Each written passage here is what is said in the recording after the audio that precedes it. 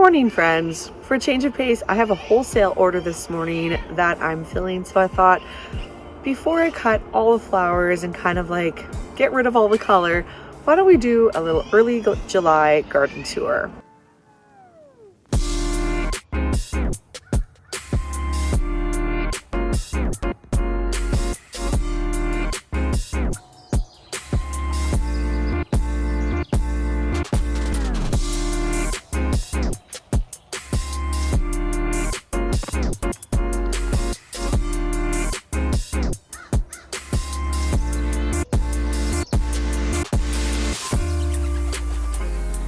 If you're new to the channel, welcome. My name is Kristen. I run the cold climate gardening blog, shiftingroots.com, and I am a flower farmer here near Saskatoon, Saskatchewan, Canada. I garden in Zone 3, which doesn't necessarily make too much of a difference for cut flowers, but the short growing season definitely does. So if you also live in a cold climate with a short growing season, you have found the right place. So I don't often fill wholesale orders. I actually don't even like filling wholesale orders most of the time, but this is from another flower farmer in the area. She lives about an hour away and she got hail on her garden and she has a wedding this weekend. So I don't have any weddings till August, so I am more than happy to help. I'm actually really pleased with the flower farm this year. I mean, I knew it was going to be a difficult year with having a new baby. Julia is about 6 months old now, and in some ways things are getting easier, but in some ways they're still pretty hard, and I'm really glad that I have help this year. If it wasn't for Chastity, I think I would have a garden full of weeds and there'd probably be a lot of crying. So here it is. These are the raised beds where I'm experimenting with how to intercrop things in Zone 3. It's just like not the same as in warmer zones, and I think I've mostly figured it out now what that timing looks like. This is the rainbow stock that I am extremely proud of. I think it's so pretty. These are the doubles and then the singles, of course. The perennial garden over here is still, needs a bit more mulch and stuff. It probably doesn't look very exciting right now, but I mean, just imagine this space in 3 years. It's funny how each garden just kind of has its own personality, because a lot of the things that were really successful this year were not successful last year, and kind of vice versa.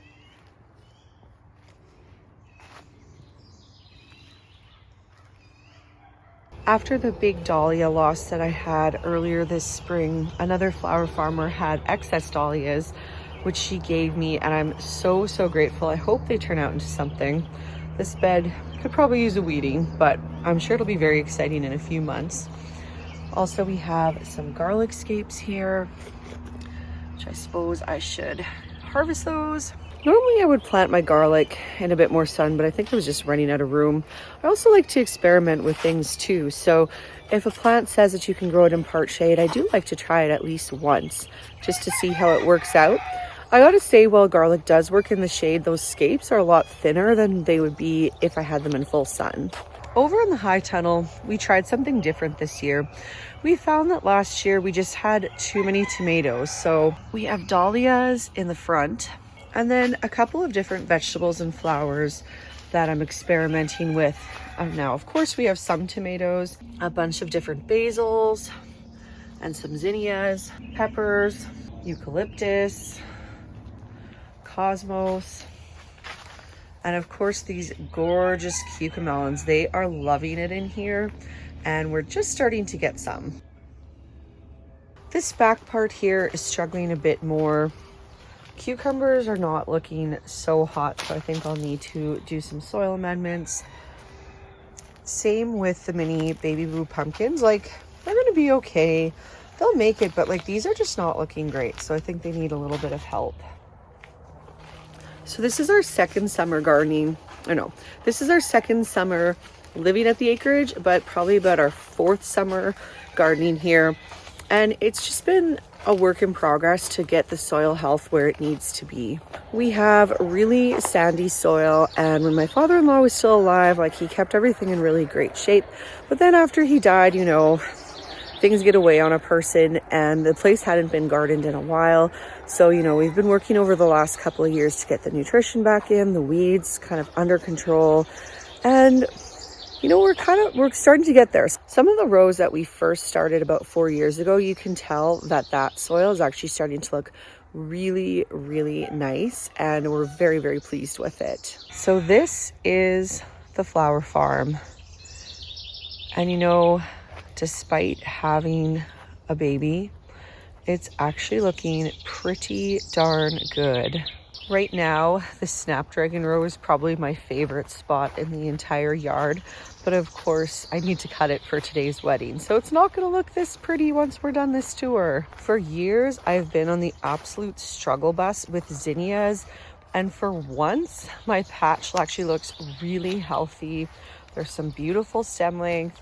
And we're just starting to get our first zinnias. We also have a few random lilies in here because this was going to be a perennial row originally, but I changed my mind. Friends, I change my mind a lot in this garden. So like, if there's any advice I can give you, it would be when you're getting a new property to just like garden in such a way that you can easily change your mind. Like, don't put in hardscape things and make firm decisions until you've been there probably like 4, 5 years or so, and then like you'll know the place and you'll know what you actually want. I'm also so pleased that this honeywort worked out. Oh, hi, mama cat. So last year, I think I only got 1 or 2 plants, but this year, much better. The straw flowers are starting to come in. These are always like a really big part of my garden. I do a lot of stuff with them dried for like Christmas and Thanksgiving and stuff. Another perennial grass that I didn't realize was perennial, so we'll have to move that one this fall. And then over in the basil. So apparently holy basil, oh, mama cat, this cat. Holy basil is what is happy on this acreage. I have struggled with this red Reuben, like it's okay, but the holy basil, it is so much happier. And then a few other varieties that I grow. And again, like they're all right, but not as happy as that holy basil.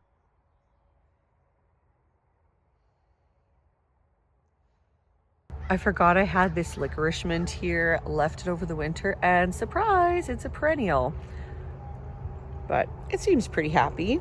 My status crop is not as happy as I would have hoped it would have been. I invested a lot in status, and the results are sort of patchy. Like, you know, so over here it's looking a lot better. It just sort of depends. Then, you know, we have little random things like this bachelor button, but I kind of like the random things. See, I know I should pull these cosmos out, but I like them as greens, so they'll probably stay. Feverfew's coming in hot. Last year I barely had the Tetra White Feverfew, and this year it's back. And then I must have ordered a new variety because I don't think this is the Magic Lime. It just seems a little too white, but I like it all the same. If you're wondering like, why don't you even know what variety of stuff you ordered? Well, I don't know. When you're just having a baby, like, I feel like I've been in panic mode a lot of the year, and so I just don't always remember what exactly I did, but at least I have my garden planner so I can always look back. The amaranth is finally a lot happier. This tall stuff all self-seeded, and I was so happy about it. The marigolds are really close to blooming. This is my intentional patch of cosmos. And then it is the year of borage, which everyone tells me I'll have forevermore, and I'm not exactly sad about. And the year of bells of Ireland. Now this is not like a crazy patch, but so much better than my 3 plants of last year. This was also a surprise. I did not know that lemon verbena was a perennial here, and it's very happy. It's almost as tall as me. And then over here, more self-seeders. I only had about 3 plants of orac and got a lot of it to self-seed. It doesn't like to be moved, so we tried to move it and make it a bit more orderly, and it worked somewhat. I feel like some of the colors reverted back because I did not plant any of the just green, but that's okay. Not mad about it. And then more amaranth, and this was stuff that we moved back here and transplanted okay. So as much as I love touring the garden, I should probably get to harvesting. Thanks for joining me on this little early July gardening tour, and we'll see you in the next one. Bye-bye.